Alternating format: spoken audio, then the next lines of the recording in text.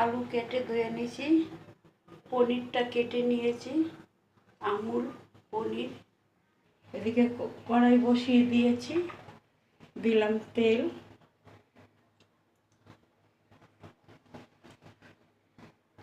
পনিরটা ভেজে নেব। একটু লবণ দিয়ে দিলাম,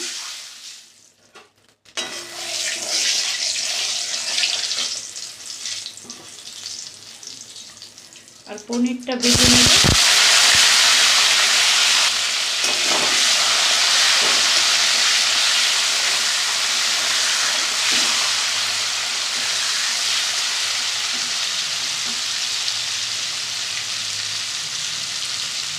হালকা ভেজে নেব, আমি আলু দিয়ে বানাবো নিরামিষ।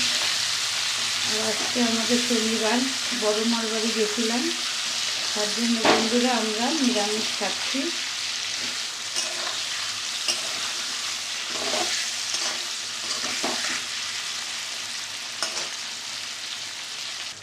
পনিরটা আমি ভেজে নিয়েছি,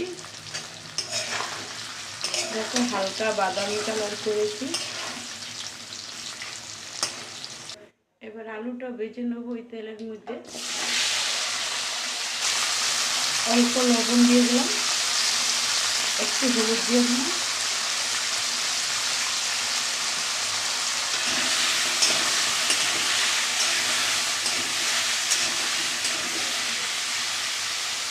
পনিরটা ভেজে উঠিয়ে রাখলাম।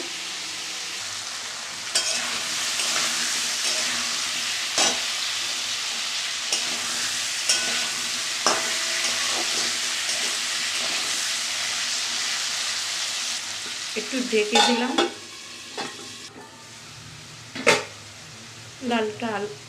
আলুটা লাল লাল করে ভেজে নিলাম।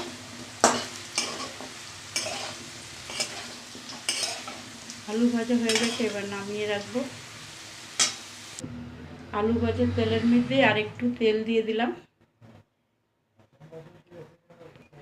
একটা তেজপাতা দিলাম, অল্প সাদা জিরা দিলাম, আদা জিরে কাঁচা লঙ্কা বাটা। এর মধ্যে একটু হলুদ দিয়ে দেবো, জল দিয়ে দেবো,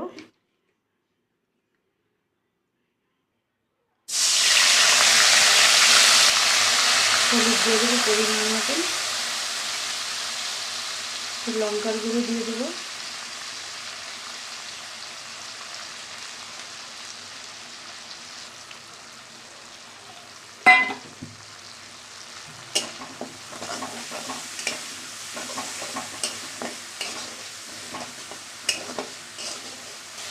একটু গোলমরিচের গুঁড়ো দিচ্ছি অল্প,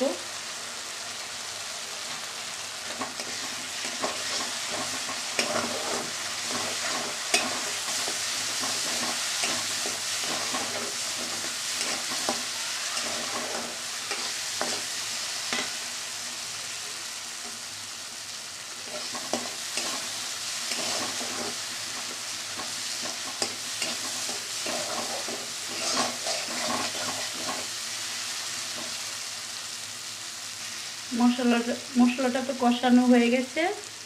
এবার আলু আর পনিরটা দিয়ে দিচ্ছি,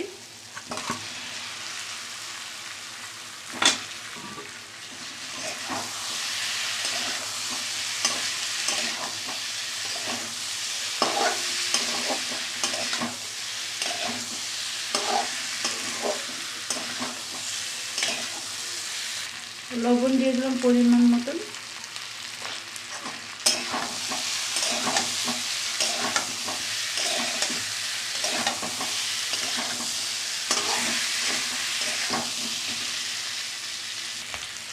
মশলাটা তো কষানো হয়ে গেছে, পনির আলুটাও। এবার জল দিয়ে দিলাম,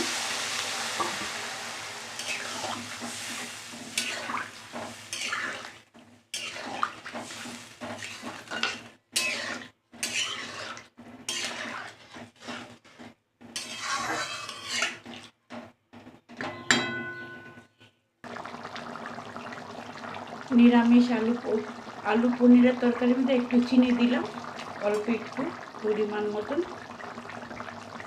একটু ভালো ঘি দিলাম,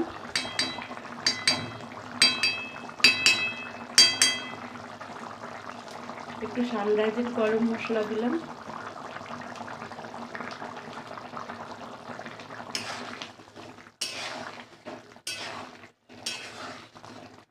একটু ফুটলে করেই নামিয়ে রাখবো। সম্পূর্ণ রেডি।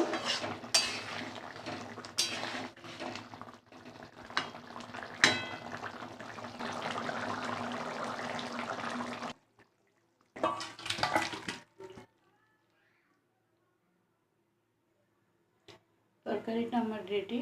ভাত বা রুটি, ফ্রাইড রাইস দিয়ে ভালো লাগবে, পরোটা।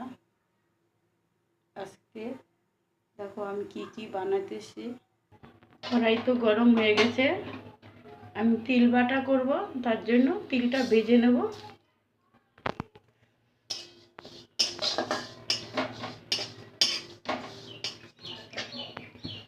তিলটা সুন্দর করে লাল লাল করে ভেজে নেব।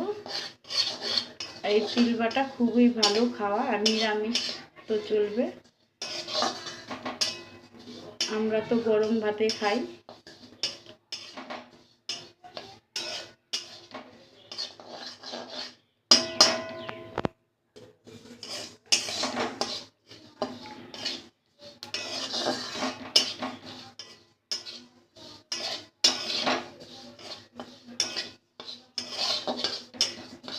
তিল ভাজাটা আমার হয়ে গেছে, গ্যাসটা অফ করে দিলাম।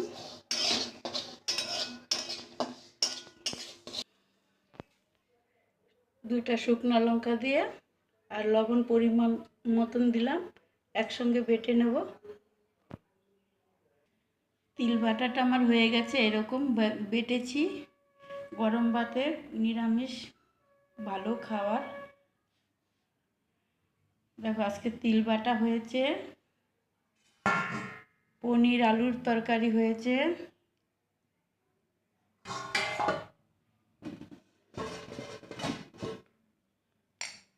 তারপরে কি হয়েছে দেখো বন্ধুরা, মুগ ডাল হয়েছে পেঁপে দিয়ে, নিরামিষ।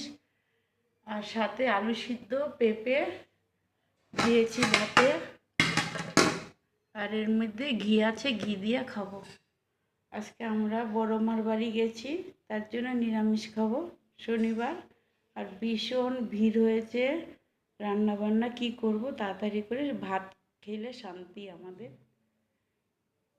ভাতের জন্য খুব খারাপ লাগছে, তো কখন খাবো। এই সে আমাদের আজকে রান্না বান্না। কেমন হয়েছে বলবা তোমরা।